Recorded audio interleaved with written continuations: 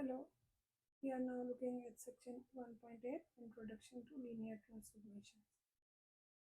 We call what are images and pre-images of a function.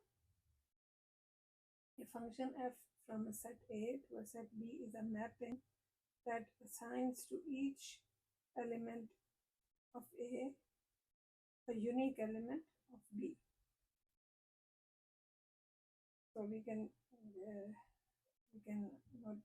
denote the function like this, f going from A to B, mapping from A to B.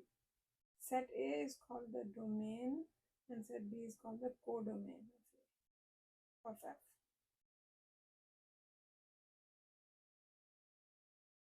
If X is in A and Y is in B such that f of X is equal to Y, then Y is called the image of X under F.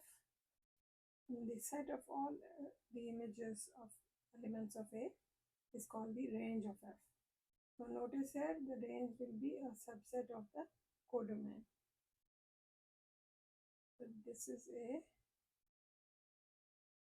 this is B. So B is the codomain. The range could be something like this.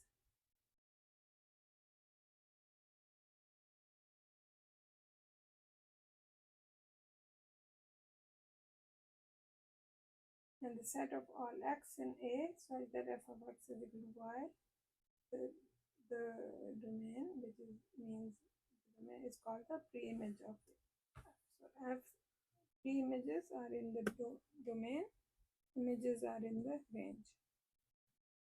Matrix equation as a function. Now we are going to look at the matrix equation and think of it as a function. The matrix equation Ax is equal to B can be thought of as a function that takes the vector x and maps it to the vector B.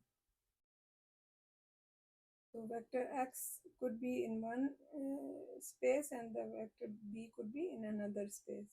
Like that's why we are saying T is a transformation from Rn to Rm.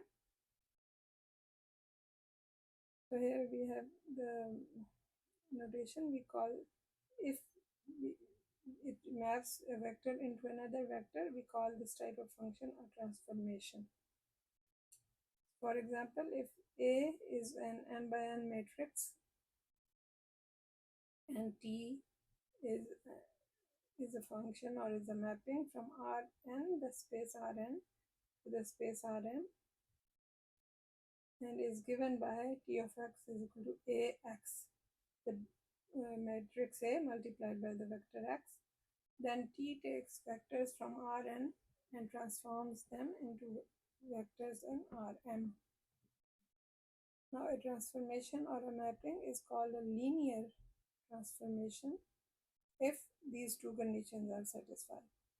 What do we mean by that? That if uv are two vectors in the domain, so we are saying here uv are in Rn, then u plus v will also be in Rn. And what we are saying here is that if you add the two vectors in the domain and then take the image under B or apply the transformation to the sum of the vectors. So in the, for example, in the domain function, you have two vectors and you add them and you get the resultant, which is this. So this is u, this is v, this will be u plus v. So what it is saying is that if you go to the the range or the set,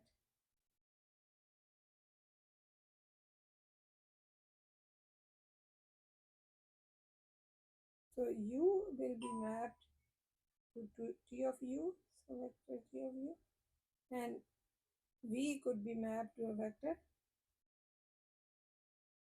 let's say T of v, let's say it's like this, T of v. But when you add these two, which is the resultant here, so the resultant will be the same as what you will expect the image of t of u plus v.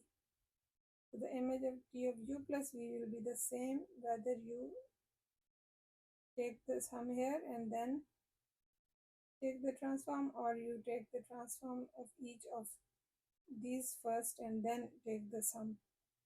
It will be the same. And the second is t of cu. So if you have a scaled vector in the first set, then you have the same situation in the second set.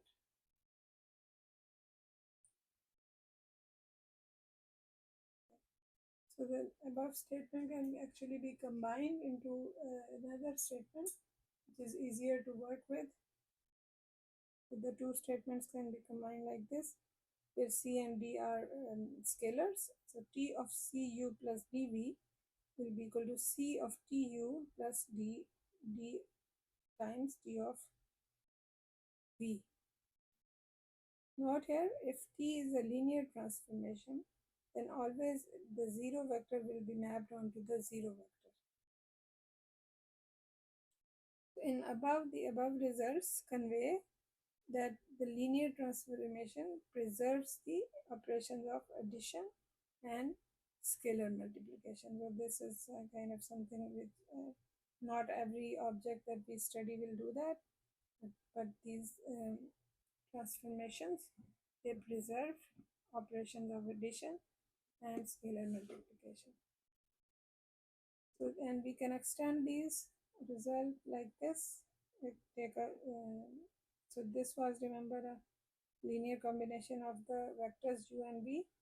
We can have more vectors, so we can have the linear combination of those, and according to this linearity property, we should be able to write like that. Now this is not common with functions. We are not pulling out the constant c1, c2, and so on. This is only the special functions like these ones, the linear function, linear transformation that will do this. Now this is called the superposition principle. Okay, let us look at the first example. There are a lot of examples here, so I have to divide the video into several pieces, several parts. So this is the first part. Example 1 is, let A be this matrix and U, B, and C are some vectors given. And define a transformation T from R2 to R3 by T of x is equal to AX. So the vectors are going from the R2 2-dimension to 3-dimension. And then the question asks, find T of U. So U is this one. So the vector U can actually be written as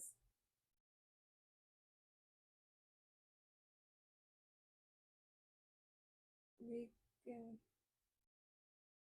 notate it like this, and now we plug in as by definition the T of U, or you can just keep it like this.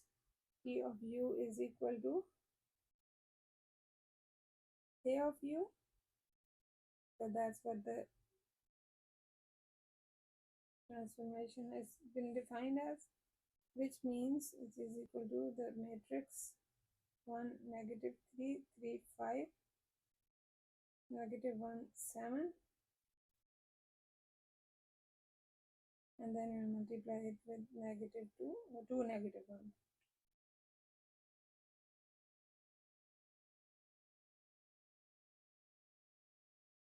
So note here, this is a 3 by 2 and this is a 2 by 1. These numbers are same, so we can multiply. The ending vector will be a 3 by 1 vector. And how do I get it? Remember, we go horizontally along the rows. in the first matrix and along the columns in the second. So the first entry, there are 3 entries, 1, 2, 3. The first entry will be obtained by multiplying the first row by the first column. But there is only one column, so I'm going to call it the first column. So 1 into 2 plus negative 3 into negative 1. Second entry will be 3 into 2 plus 5 into negative 1. And third will be negative 1 into 2 plus 7 into negative 1, which is equal to, so the first is 2 plus 3, 6 minus 5, negative 2, negative 7. So the answer will be, is equal to 5, 1, negative 9. So that is what T of U will be.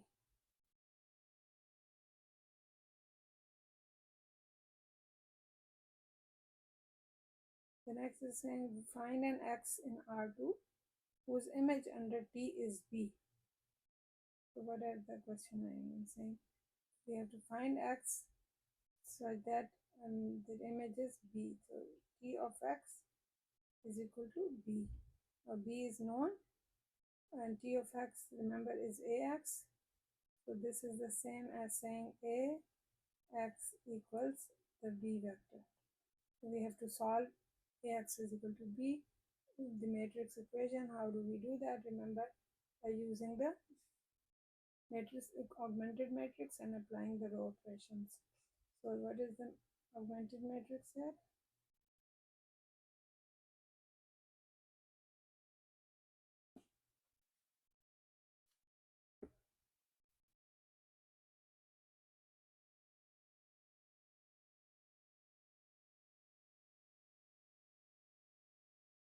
So the augmented matrix is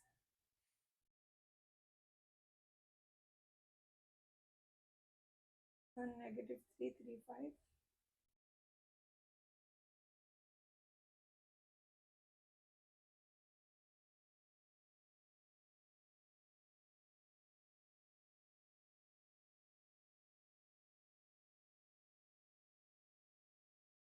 Augmented with B, and B is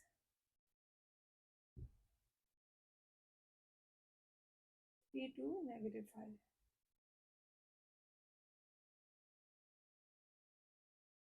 How we do the row operations? This is negative 1.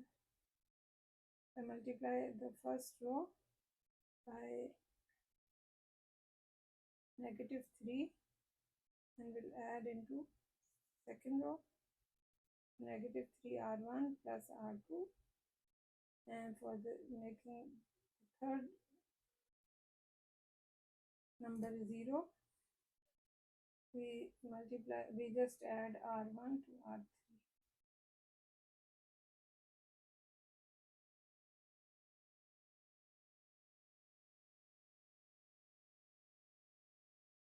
So 3 into 3 is negative 9. Negative 9, well, I will have to multiply by negative 3, so it becomes 9 plus 5, 14. And then 9 plus 2, negative 9 plus 2, negative 7. And this last row becomes 0, 4, negative 2.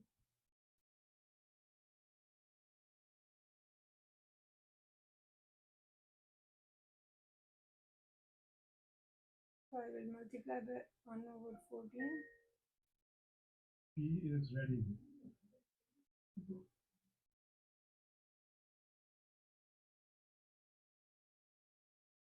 I multiply by 1 over 14, R2. We can do 1 over 4, R3 as well, but it doesn't matter.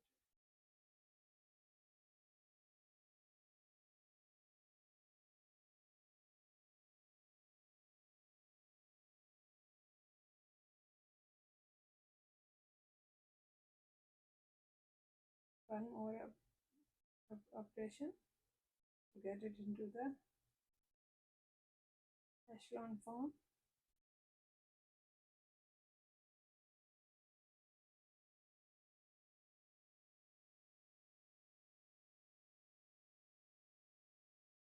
So we have to now multiply the second row by -4 and add it into the third row.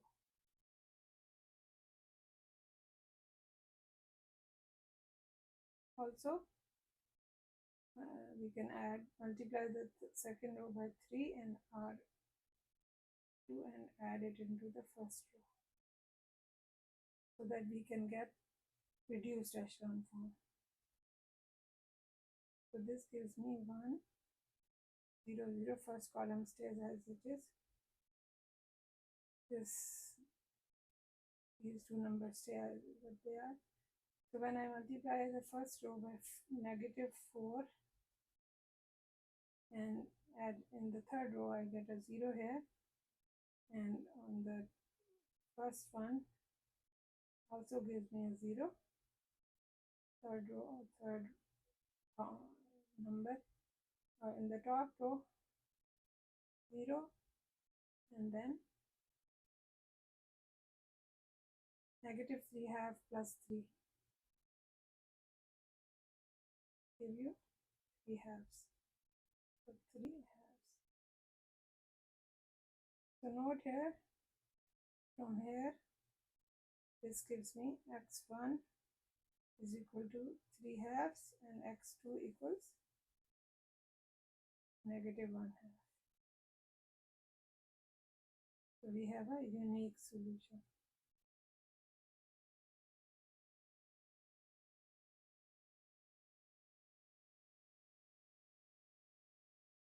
Third part, is there more than one where x whose image under T is B? So we are trying to see, are there more than one x such that T of x is equal to B? Well, you can see from the above calculation that we cannot have more than one. No, because we found that the equation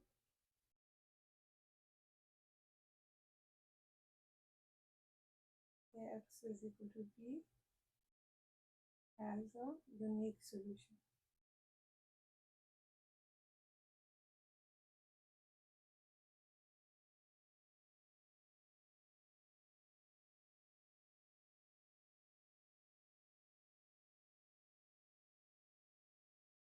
Okay. Now part C is asking us to find out the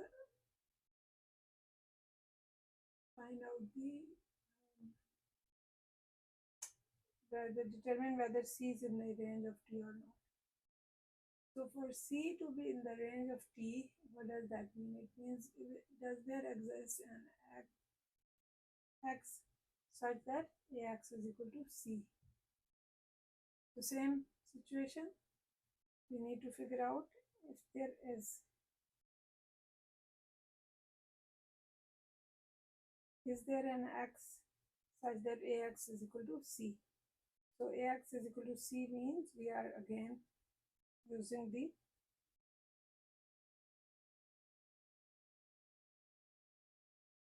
previous method, augmented matrix, which will be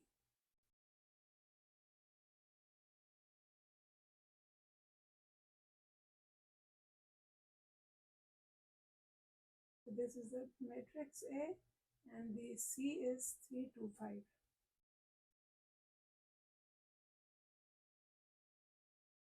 Applying the row operations, same that we did before.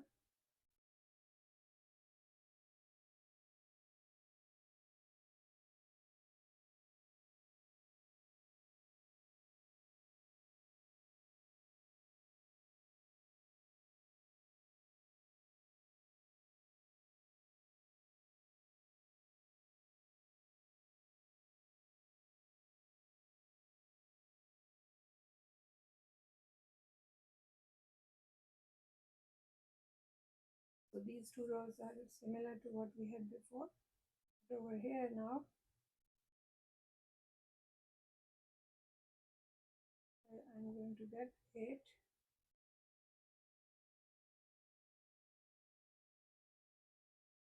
For that, 1 over 14 R2 give me 1, negative 3, 3, 0, 1, negative 1 half, and then this will be 0, 4, 8. Now I multiply by negative 4 times R2 plus R3 and 3 times R2 plus R1. Let's do the first one first. So 1, 0. So when I multiply the negative 1 half with 3, I get negative 3 halves plus 3. So this will give me 3 halves like before. And here I'm getting 0, 1, negative 1 half. And the last row is going to give me 0, 0. And then 4 into negative 1 half is going to be negative 4 into negative 1 half is going to be 2, and 2 plus 8 is 10.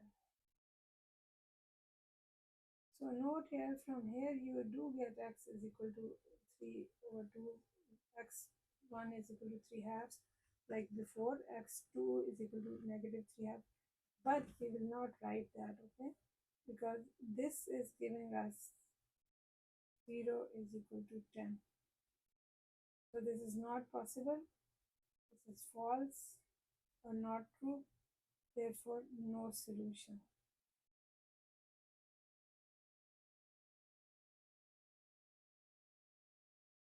Therefore C is not in the range of P. Okay, I'll stop here and see you in the next video.